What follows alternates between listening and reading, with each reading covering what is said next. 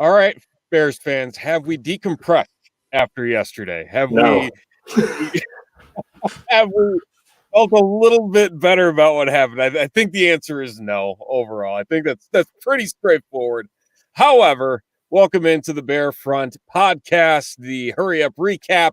A day later, we needed that day to decompress. We needed to just relax and listen to whatever the hell it was that Matt Nagy had to say today in his day after press conference. But hey, we are here. I'm Steven Johnson. He is Nick Bidding. Nick, it has not really sat much better, given the fact we've had 24 hours plus a couple here or there to stew on everything. But in the grand scheme of things, not a great feeling, especially hearing the fact that the team watched the tape and they still feel the way that they said they did after the game. It just nothing adds up. Well, that's a sign of a really poorly coached football team, or one that is just rallying around a really dumb narrative that their bad coach is putting out there. I went back and I rewatched the first half because I watched most of the second half live. I missed the first half, and just the Wims stuff. There's so many signs of just this being a really bad football team and poorly coached and poorly led. And then you listen to talk radio today, and you listen to people like WSCR did a really good job of dropping in the sound bites of Troy Aikman, just really scratching his head and being angry about what happened. I don't know if you heard Boomer Esiason on this afternoon on WSCR, kind of the same thing where Boomer brought up a really good point. It's a really good point because something we've been talking about for like a month now is someone asked if they should go back to Mitch Trubisky, and Boomer said no, only because of this. And this is something we had talked about: is this team needs an identity. Who is this team and what is this team? And that comes directly from the quarterback position and from the head coach. So if Nagy's going to go back to Trubisky, that has to be your identity. And this was my argument when they made Foles the starter. Name him the starter for the rest of the year. If you go back to Trubisky, for whatever reason, name him the starter the rest of the year. Make yourself an identity as a football team. Make yourself, because everything comes from the quarterback's position. Your identity, your leadership, just everything, the tone of your football team comes from that position. It's the most important position in all sports. And there's just none of that right now. The fact that we don't know drive to drive who's taking snaps for this football team, I think is a massive indictment on Nagy. And there's some other stuff we can get into later that I'm sure we will, but just a lot of what this comes down to is I really think this is a really badly coached football team. So I guess let's start there. Again, it was a very interesting first half. It's kind of started out thinking, oh, crap, is this going to be the game that things finally start connecting, that the offense finally starts going? We watched Nick Foles connect on a deep ball to Mooney. We watched things actually move down the field. They score a touchdown. They do all these things that make you think, oh my goodness, this might actually be happening. They're up 10 points on the New Orleans Saints, who, albeit they had a lot of injuries, they were down their top two receivers. Their defense is a little maligned as well. They really haven't had a great passing defense. Their rushing attack is great, but their passing defense, not something you want to call home about. And then just like the wheels just fall off, like just out of nowhere. And with everything that kind of adds up, I mean, I like to point to whatever the hell that was with a defensive pass interference or illegal contact on Fuller, which was the most hoity-toity, terrible call I have ever seen in my life. It's just, what in what universe is that a penalty? And it's like from that moment, that was like the tipping point where everything just started heading downhill, and they could just never recover. And they allowed the Saints to get back in there. They score the late touchdown, and it's just a change of possession.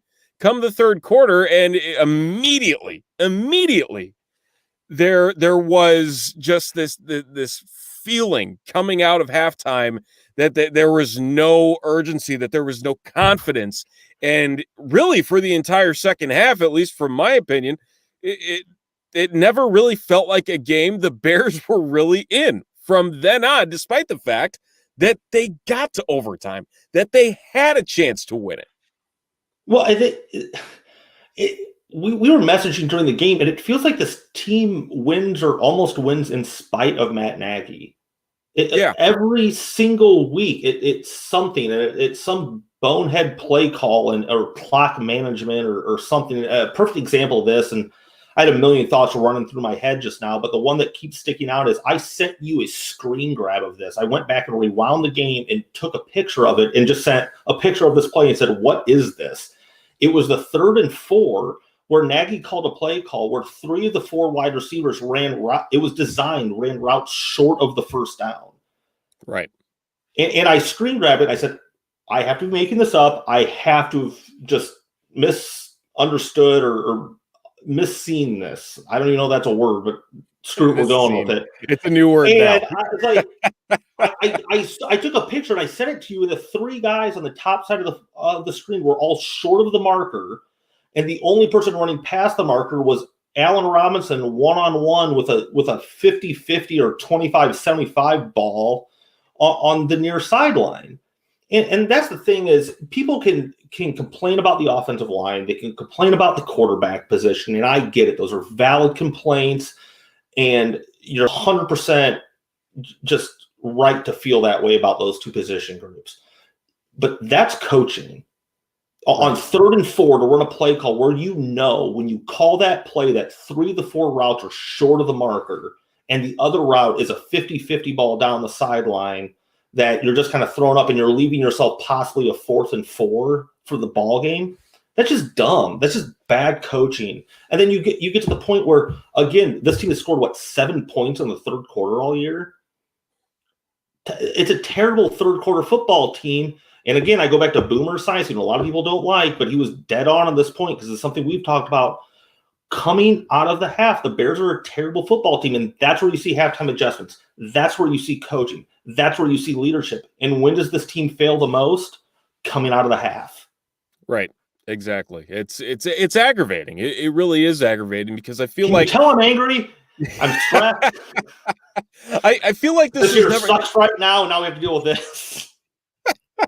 It's funny because I feel like this was never a thing before this year. It's like all of a sudden something has changed to the point where the adjustments or lack thereof in the adjustments is just, it's non-existent. Like what are they doing? What are they changing that makes you feel more confident about what they will come out with on their first possession in the second half? Like I honestly, I don't see it, and I don't think anybody else sees it for damn good reason. I mean, yeah, you can blame the offensive line because, it's difficult to run behind that at any point. You can, honestly, I hate saying it, but there's a lot of different ways you can go with it. But the fact of the matter is, and there's actually a comment that just popped up, and I'm going to post it here. Matt Nagy has failed the Bears. He has. This is perfect timing on this. Thank you very much. That I don't get it. And it's funny because in his press conference today, he was asked, what is going on with the discipline? Why does the team feel so undisciplined? And he goes, well, that's a coaching thing. Like, no, of course it's a coaching thing. Like, what? I mean, yeah, it's you. Say, it's me. I got to figure it out. It falls on me. This is the example of Nagy I've been pointing out for a year now, where we know we need to run the ball more. You're in charge of that. We need to get Cole Kmet. We know we need to get Cole Kmet on the field more. You're also in charge of that. What's wrong with this team? And it's one target. You're the coach. Like what? There's like you want to just pick up the laptop and throw it through your TV because he seems so disconnected from the fact that he's the coach of this football team and in charge of these decisions. Right. It's funny because it's a combination, and it was really entertaining. There was an old video that popped up today of Matt Nagy's days playing in arena football, and part of it was the interview afterwards. He was quoted as saying he didn't like the plays coming in, so he called his own plays. And it's like everything has just come full circle with with this and who he is and the discipline and the play calling and just everything. It's like, wow, I wish this could be something that could be put on just a grand stage for everybody to see, for the hypocrisy 20 years later to see him doing this. Um, it's aggravating because it's not only taking the responsibility of that. I'm gonna stick on this conference day because it had me fired up I listening missed to it. Thankfully, it sounds like I had some you're stuff going on this lucky. afternoon. Yeah, let's the 15 minutes that Matt Nagy had in front of the media today.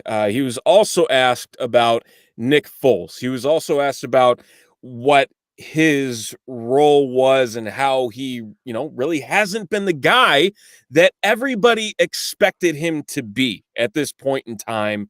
Despite the fact that it's been 5 games, there should be some type of forward momentum, which we really haven't seen consistently since he took over in the Falcons game. And there was also talk about the sacks, the 5 sacks. And he had the audacity to say that only one of them was something that could have been avoided by Nick, that he could have thrown the ball away. I teeter on the 2 to 3 because a second one, at the very least, he extended the play out to the left. He rolling out of the pocket. He held on to the ball. You can throw that one away too. Matt Nagy specifically called out the last sack that he took as the one where Foles should have thrown it away, which I agree with, but I almost feel like we're to the point where Matt Nagy is making. Did they press him on why he said that? Was no, there any they didn't. Explanation? Okay. The press pressing Matt Nagy. That's funny. Yeah. But here's the thing: is I can't help but feel every single week that we see Matt Nagy go in front of the media, there has to be some little messaging in there that, it's 11 guys. It's 11 guys on the field. You can't pin it on one guy. You were pinning it on one guy in Mitchell Trubisky as the reason your offense wasn't working. You made the change to Nick Foles because your quarterback was the one that could not get the job done. Well, guess what? We're here. We're watching this. Yeah, you can complain about the fact that there's 3 linemen down on this team right now, but the fact of the matter is Bobby Massey ain't great. There's nothing. You're Cody down Whitehair, 3 bad offensive line, or not. I won't be that hard on Cody Whitehair, but you're down 2 marginal offensive linemen and 1 good one. Right, and we're sitting here, and Cody Whitehair, yes, fine, whatever. Sam Mustipher played a hell of a game yesterday. Let's get that first and foremost. And I am praying that Sam Mustipher stays at center and they move Whitehair to right guard to get Rashad Coward, or left guard to get Rashad Coward the hell off the football field, because watching him so be confused. Oh my God. It is so bad. It is so bad. And I know a lot of people like to bash Charles Leno for what he is. He wasn't the worst yesterday. Not saying he was the best. But when Charles Leno is the guy that is yelling at the quarterback to snap the ball to avoid a delay of game because Nick Foles is too damn busy to teach Ryan Nall where he needs to line up, despite the fact Ryan Nall's been in the league for 3 damn years. And why is Ryan Nall even in the game? Oh my! That's a great question. That is a great question. I ask that every time I see Ryan Nall on my screen. I hope he's just lost wandering around looking for the concession stand, but he ends up split out wide or in the backfield for some reason, and it feels like he shouldn't be on the field. I don't understand why. If he's still under, and I understand he's probably a four-phase special teamer, so that's probably why he's on the team. That doesn't need to be. He needs to be playing offense. Right. And not only that, but this is the second time this year where Ryan Nall has had this issue. Because he had it a couple games ago when he got put in there late in the game. And Devin Hefferitis. Yeah, well, and here's the thing that infuriated me even more, and this going again back to Monday, back to the Monday press conference that happened with Nagy today, saying that the delay a game was the correct thing to take instead of the timeout. He specifically said this. He made the point that if it was the first half, he would have called the timeout because second half, he gets down to it. You might need the timeouts later on. But you have a bad offense and yardage is so valuable. He, at that point in time, Matt Nagy felt as though the 5 yards was worth saving the timeout. When have you had any confidence in this team picking up 5 yards at all during the season? Yeah, God. And I see we're getting, to your point, I see we're getting some comments about it too, as far as like the Mitch to Foles thing. But I've said this a few times now, and I'll say it again: is I cannot wait for the oral history of all this to come out after we're 2 or 3 years beyond this, where the only reason Mitch got the starting job come out of camp was because Pace told Nagy that was the move, and Nagy looked for any excuse at all to take Mitch out and replace him with Foles.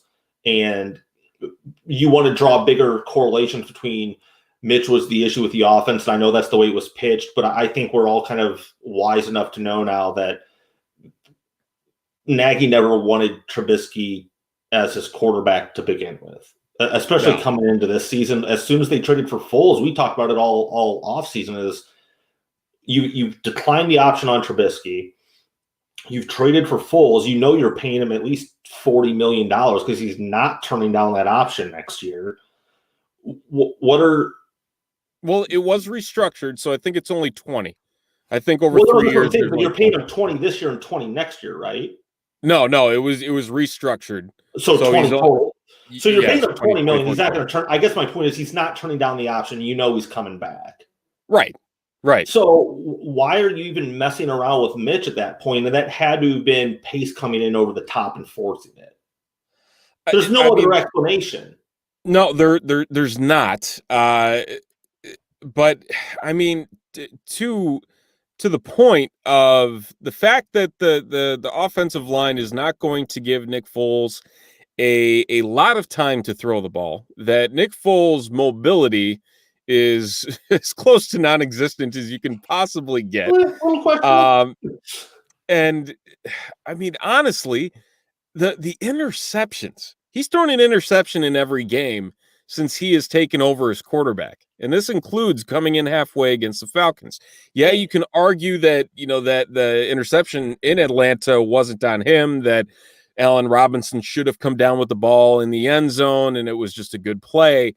That being said, the interception yesterday off the back foot and just a forced throw, and he had a couple forced throws into, I don't even know what kind of. One of them was on fourth down, so he's just putting it up too. I mean, he got away with one on fourth towards Robinson that Lattimore dropped somehow. I don't know how. Yeah, right. I mean, there is forcing things, and there's being forced by pressure, kind of a combination of both on that. However, you bring in Nick Foles to be a guy that needs to have that veteran leadership, that wherewithal to not try and force those throws, because those are the throws that got Trubisky benched in part, on top of not being able to read specific coverages, as we all know. And it makes you wonder. It honestly does make you wonder, if you're going to have his replacement make the same boneheaded mistakes in throwing into coverages where guys are obviously covered. And the all 22s have shown us that to several times in these last 5 games. Is what is the difference? Seriously, what is the difference between maybe getting a few pre-snap adjustments, getting a guy who's a little bit more well-versed in terms of reading coverages, but you're also trading off with now experiencing a worse offensive line, a less mobile quarterback, and it's like there's so much give and take that you almost have to just say pick your poison and roll with it. I thought we were going to see a lot more Mitch Trubisky yesterday in certain situations after we saw him on the field with that designed run where he went, 2 yards? And that was it. That's all we saw. That was the weirdest thing. And the Foles thing is still tough because our argument was when they made the switch, it made sense because he's going to hit those down the field throws that Mitch was missing. And to Foles' credit, yesterday he hit a couple of them. He hit Mooney, he hit the touchdown to Robinson, and those are the throws that Mitch just was missing. And I think Nagy felt was holding the offense back. Now you're factoring now the bonehead interceptions that you were kind of getting both ways with it. Is Mitch's mobility that we've talked about an upgrade given the offensive line situations, but does Mitch keep you close enough in games to where the mobility is really a factor, or is it just one of those window dressing things that looks good in the box score, but you're losing games by 2 touchdowns? It's really tough to say. I really think what it comes down to at the end of the game is Matt Nagy is more comfortable with Nick Foles as a quarterback from an operational standpoint with what he can do at the line, with the plays he can call, and what he, in his perfect world, wants to do with this offense than Mitch Trubisky is. And I think that's where Matt Nagy is at mentally right now. I think you can throw out Mitch Trubisky's scrambling ability and what he brings you athletically to Matt Nagy, it's more about schematically and comfort-wise, who do I like more at the quarterback position? And it keeps coming back to Nick Foles. And you live with the boneheaded interceptions because he can hit A-Rob on the touchdown. He's not missing Mooney downfield and some of those other issues. And to me, it's kind of a dead issue. I think if you were to bench Foles, you would have done it yesterday or the week before when he was so ineffective, and you keep trotting him out there. I just think if it's really up to Nagy, we've seen what it's going to be. Yeah, I mean this is the thing that kind of I don't know. Like I fight back and forth with this, and you mentioned and I agree with you that Matt Nagy probably feels this way. Is that Mitch Trubisky is Nick Foles is the guy that again can just run this offense, that he believes can run this offense, but like we see yesterday, the communications system goes out in Nick Foles' helmet, and he's over on the sideline going, he's got a wristband with all the plays that they need to call in the drills. And we're hearing literally 3 weeks ago when Nick Foles blew up at Matt Nagy on the sideline that he needs a quarterback that knows the offense better than he does, that Nick Foles was being that commanding type to make that decision and saying, we should have pushed it. We should have done this. We should have done that. And then to watch this, it's like, if you know the offense that damn well, why the hell didn't you go out there and just figure it out instead of sitting on the sidelines with your hands up wondering, I can't hear. What's going on? What play do I need to run? Like, figure it out. You know this offense. You've been running it for 5 weeks as the starting quarterback. Do something about it. I think it's frustrating because there's no good answer. There's no good answers here because both options aren't good. Mitch Trubisky's not a good NFL quarterback. Nick Foles, at his best, aside from that one freak season where he's like 27-7 or whatever it was, touchdown interception ratio, has proven himself to be a marginal NFL quarterback. So there aren't any good answers here because even at their peak, at this point in their careers, you're not going to get good production. So I think we need to readjust our expectations for each of them. because I think if we're thinking, well, Nagy's putting Foles in because he's going to be great. No, Nagy's putting Foles in because he's comfortable with them. And those are two very different things that we need to keep in mind as fans when we're watching the games. Is we shouldn't expect Foles to come in and be amazing because Nagy believes in him this much. You have to understand Nagy is putting Foles in because he believes in him more than Mitch Trubisky. That may be a very low bar to clear, and it appears to be a very low bar to clear. So we need to calibrate based on that, not based upon, Nagy thinking Foles is going to be Patrick Mahomes or something in this offense. Yeah, I mean, we could have had him. Just think. Let's bring that up again, shall we? Is there beer left in the house? Is there beer left in here? Oh man, it's painful. It's painful. Just as the days go on, it will never end up being this. It will never go away. I guess the next step here, if the Bears end up losing to the Titans, who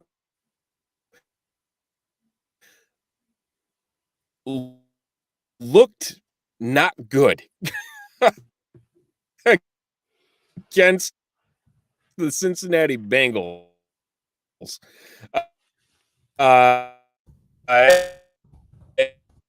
and got whooped by the Cincinnati Bengals. Something needs to change. I mean, there's 3 straight losses. We've the last 5, right?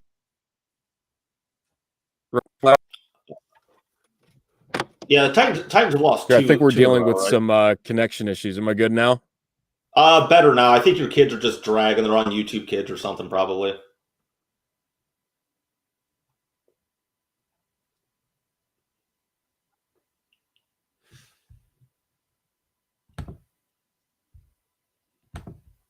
Yeah.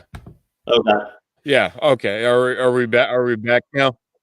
You're getting better now. We lost. You went full Terminator on us there for a second. Sorry about that, folks.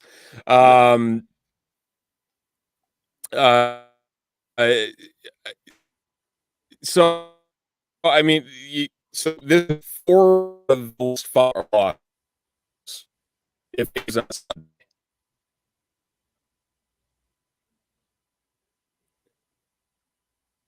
Oh God, Steven. So, oh no.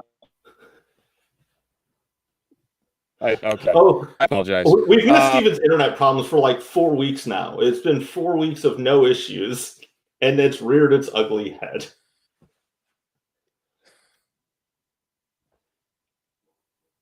I think I'm going to try to paraphrase what Steven was saying, but between the Terminator pixelations was, the Bears are in trouble when Tennessee comes to town.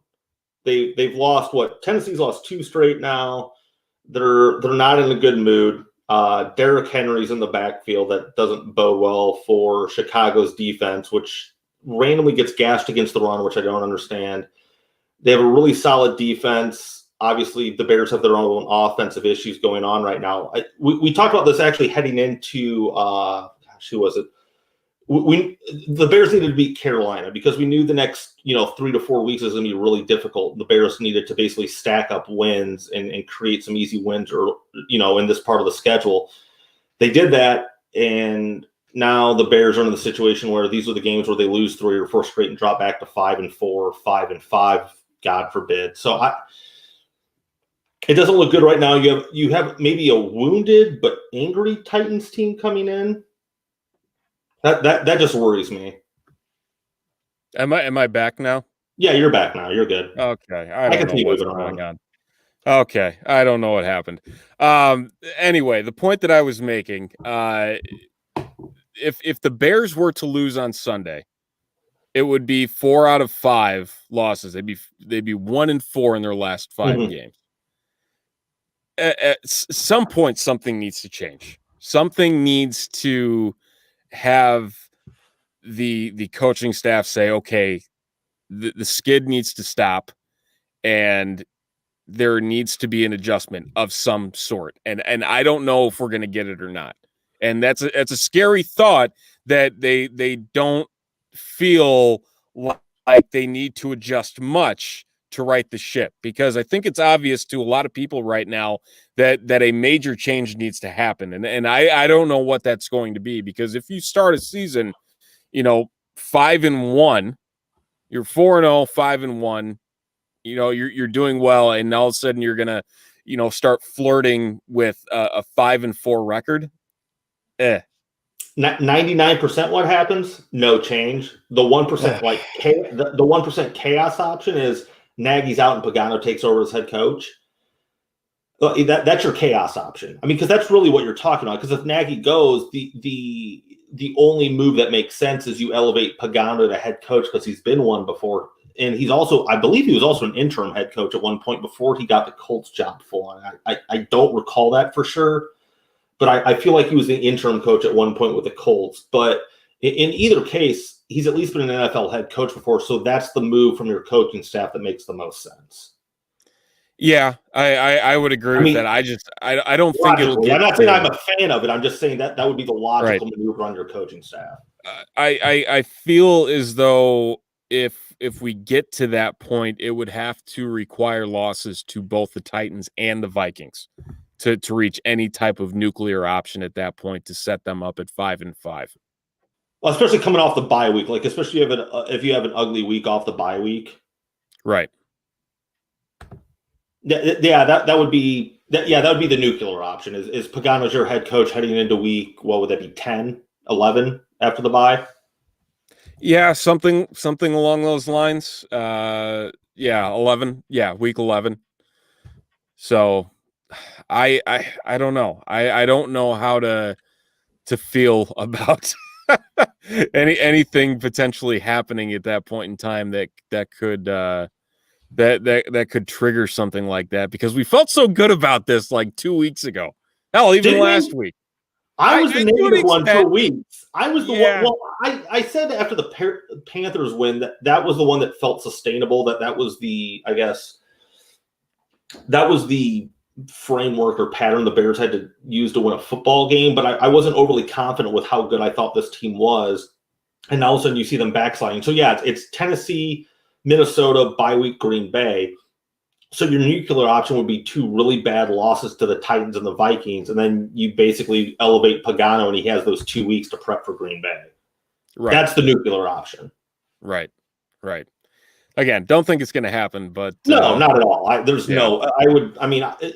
the odds are right in Vegas, I could put like $1 on it and win a bunch of money. I probably would, but that doesn't mean I think it's going to happen. Exactly. So the elephant in the room that we have not discussed after almost 35 minutes here. Javon Wims' new boxing career. Your guy. If you ask Gardner Johnson, he punches like a female. Exact quote from his Instagram today. The only thing I thought about that was the scene from Sandlot. You play ball like a girl and everyone just stops. Yeah. Man, I have not seen a dumber, just boneheaded move, idea, whatever you want to call that. And he had 11 minutes to think about it. Like that's up there with Myles Garrett literally assaulting Mason Rudolph with his own helmet. Like, this is worse. No, this is far worse. For no because it was premeditated. Yeah, like Myles Garrett, dumb, really dumb. Don't get me wrong, but it was at least in the heat of the moment. This was Wims. Event happened that angered Wims. Wims went to sideline. 11 minutes of actual time passed by for him to formulate a plan of what to do. And this is what he came up with. It's tap him on the shoulder.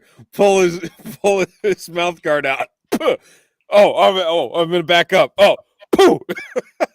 That was the entire plan. Like that's what he had. And the other thing is, I can't believe he didn't mention any of this to anyone on the sidelines he was stewing for 11 minutes. I can't believe it was like, hey, just let it go. It's fine. Just go out there and catch a touchdown pass in his face and let it go. He didn't mention this plan to anyone, and no one was like, maybe keep him off the field for the rest of the game because he's going to do something dumb because he's still angry about this, and it's been like a half a quarter since it occurred. Yeah. My God. Like 2 games. Now he misses 2 games. Right. And I wonder if he's actually going to challenge it to try and get it to 1 game. I honestly do question I wouldn't. that. They'll probably give him 3. Going back and looking at it, wow, you were a real moron. We're going to give you 1 more game. Punch plus the mouthpiece 3 games. Yeah, it's man, and it sucks because I rooted for him so much, and I wanted him to succeed, to be this late round guy that finally broke through. But honestly, after that, and really, that was a drive killer. That was a complete drive killer. They were at midfield. And they have that happen, and then the interception. Exactly. I mean, to have a selfish 1-player incident cause that much turmoil for your offense that's already having a million issues as it is. I mean, I don't see an issue. I don't see a scenario that doesn't result in Javon Wims getting cut, because really he's a back end of the roster guy. Maybe we'll see Riley Ridley now. We've been asking that all damn season. He exists, like he's alive and on the roster. Who knows? We'll find out next week. It just makes no sense for somebody to do that. And part of the whole shtick that Gardner Johnson has. The whole stick that Gardner Johnson has is piss off the other team. Like, that's what he does. That's always what he has done. Who was the guy from the Titans? Cortland Finnegan? Was that the guy that just everyone in the NFL hated? Okay. Yeah. I mean, he's right up there with him. I mean, last year Gardner Johnson's going up to Tariq Cohen and going, oh, look at you. You're only 5'6". And that was really funny, though. Like, I laughed a lot. Yeah. But regardless of that, I mean, he is there to get under your skin. He's not a very talented secondary player, but if you do enough, I mean, he gave the Saints 15 yards for just being a dick. Like, that's literally, I mean, yeah, he stuck his finger in Anthony Miller's face mask. Yeah, he pulled Javon Wims' mouth guard. It's not like he pulled it out of his mouth. It was hanging off of his face mask. And he had the audacity to sit there, like you said, premeditate for nearly 15 minutes. Here's how you know what's going to happen? I'm going to tap him on the shoulder and sucker punch him with an open fist. Like, at least come with the full fist and show a little bit. Instead, Gardner Johnson stands there. He's like, what the hell just happened? You know how it was a bad idea? You know how we know it was a bad idea? He poked Anthony Miller in the eye. And Anthony Miller, who's not known for good decision makings, let it go. Anthony Miller didn't even retaliate and just let it go. And but it angered Javon Wims 10 minutes later. I mean, none of it makes sense. Like, none of it makes sense. I look at that as another point to where if that doesn't happen, there is that possibility the Bears don't even need overtime to beat the Saints. The memes of it are great. Like, it's the GIF, but above it says "BU," and it's just Wims just unleashing. I've seen that. I've seen Wims is COVID and Gardner Johnson's is 2020. Yeah, just all these things have already started rolling in, and I'm here for it. I am 100% here. Yeah, I mean, I'm here for it. I'm here for the entertainment, but just the oh my God, like, it's still like, I'm thinking about it. I'm just like, how dumb do you have to be? And then, like you said, celebrating it afterwards. And Charles Leno and Jermaine Ifedi are like, get the hell off the field what is your problem? Like, your own teammates are like, you're an idiot. I think he expected more support. He was walking around clapping, kind of flexing on him and stuff, and none of his teammates were coming to his defense. I think everyone at first didn't know even what occurred, and I think they must have replayed it on the board, and then everyone just started ditching him and telling him to leave the field. It's just, I think he expected a lot more support in what he did. Right. And well, Sherry brings this up. There was the claim, Javon Wims said that he spit on him. I I don't know if it was in that moment that he claimed that, or There's if it no was way. How earlier. would he spit on him? Like, clearly, he wasn't in that moment. And if the argument was Javon Wims went up and punched the guy 3 times, it had to have been 10 minutes before. Take the 10 minutes and cool down. Right. Like, Well, and walk away. I just want to know, like, if it happened in that moment, because honestly, for as quickly as Wims like put up the fist to when Gardner Johnson turned around, like, There's no hell, way. I don't even think I could spit that quickly. Like, like even if I like knew he it was tapped him on the coming. shoulder, like, "Hey, it's me. Let's fight." And Yeah, unless it was like after the fact. What? Yeah, like unless it was after the fact when the scrum happened. Like, I honestly don't know. Like, I don't know where it happened. But I mean, regardless, and to this point, I mean, it's still unacceptable. You still need to be the bigger man in that situation, and coaching wise, you need to teach your guys not to stoop that low, to take dumb penalties, which, shocker, they've done all year, and just play football. Or Beat if you the other notice him team. angry on the sidelines for 10 minutes, maybe tell him to go chill the hell out. Ride the bike. Do something. Cool off. I don't even know. Oh my God. Like, just another week of just dumb penalties. And we're back to poorly coached football team, which is where we started. It all just circles back. It all just circles back. I mean, I hope and I that we'll see some type of progress in not taking on dumb penalties, but nah. Nah. You gonna put money on it? No. we're probably at like plus 400 in these odds with the rate that the season's going. And what we continue to see every week. It's literally been hold my beer with you thought last week was bad. You just wait. So I can't wait to see what they do to the Titans. That makes us wonder even more what the hell is going on, because something will happen at some point in time, I'm sure. Javon Wims was just trying to throw a Derrick Henry stiff arm. He was just trying to give the Bears a preview of what was coming.